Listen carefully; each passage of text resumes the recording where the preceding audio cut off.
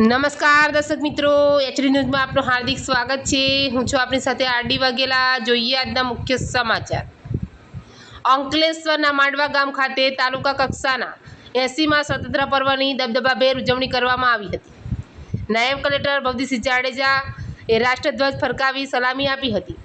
અંકલેશ્વર તાલુકા કક્ષાના 80મા સ્વતંત્ર દિવસની માંડવા ગામની કુમારશાળા ખાતે આન બાન અને શાન સાથે દબદબાભેર ઉજવણી કરવામાં આવી હતી। અંકલેશ્વરના નાયબ કલેક્ટર ભવદીસિંહ જાડેજાના હસ્તે ધ્વજવંદન કરવામાં આવ્યું હતું। આ વિશેષ અવસરે મામલતદાર રાજન વસાવા, તાલુકા પંચાયતના પ્રમુખ વિવેક વર્ડીવાલા, તાલુકા આરોગ્ય અધિકારી ડૉક્ટર સુશાંત કઠોરવાલા, તાલુકા વિકાસ અધિકારી, પોલીસ અધિકારીઓ ઉપસ્થિત રહ્યા હતા। આ પ્રસંગે શાળાના વિદ્યાર્થીઓ દ્વારા સાંસ્કૃતિક કાર્યક્રમો રજૂ કર્યા હતા। આ અવસરે ઉપસ્થિત મહાનુભાવોના હસ્તે તાલુકા કક્ષાએ શૈક્ષણિક અને ઉત્કૃષ્ટ કામગીરી બદલ શ્રેષ્ઠ શિક્ષકોને પ્રોત્સાહિત કરવા માટે પ્રશસ્તિપત્ર એનાયત કરવામાં આવ્યા હતા। એચડી ન્યૂઝ સાથે રિપોર્ટ જયેશ પ્રજાપતિ, અંકલેશ્વર।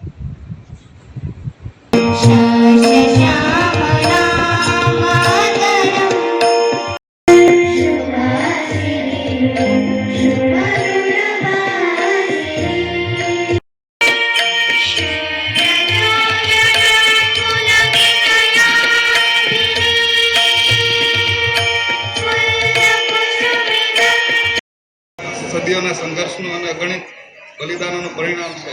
આવનારી પેઢીઓએ શહીદોના લોહીની કિંમત ન ભૂલવી। एकता में अनेकता की पहचान है भारत। भारत में बसे शक्तिपूर्ण विकसित भारत @2047 की थीम સાથે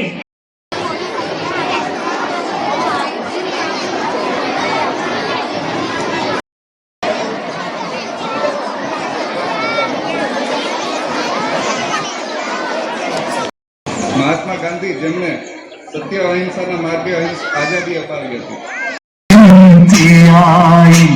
देता न दशमलव भारत तो यूं चांद पे जाना मुश्किल था। धरती और चांद की दूरी का अंदाजा लगाना मुश्किल था। अपना भारत वो भारत है जिसके पीछे संसार चला।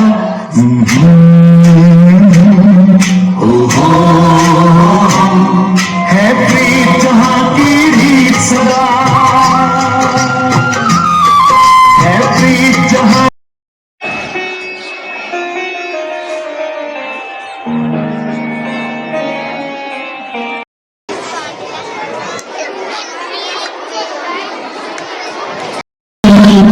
महाकाल बन गए एक मराठा सरदार।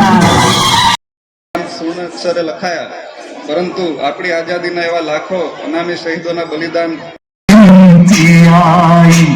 देता न दशमलव भारत तो यूं चांद पे जाना मुश्किल था। धरती और चांद की दूरी का अंदाजा लगाना मुश्किल था। अपना भारत वो भारत है जिसके पीछे संसार चला।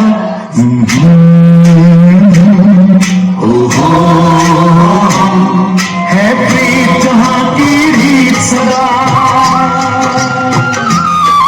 है प्रीत जहां। અત્રે હાજર અંકલેશ્વર, માંડવા તથા દેશના વિવિધ ભાગમાંથી પધારેલા તમામ આપણા નાગરિકો, મામલતદાર શ્રી, તાલુકા વિકાસ અધિકારી શ્રી, તાલુકા પંચાયતના સભ્યશ્રીઓ, જિલ્લા પંચાયતના સભ્યશ્રીઓ, પ્રાથમિક શાળા તેમજ વિવિધ સ્કૂલોમાંથી પધારેલ વિદ્યાર્થીઓ તેમજ શિક્ષકગણ અને ગ્રામજનોનું હું આ પાવન પર્વે હાર્દિક સ્વાગત કરું છું।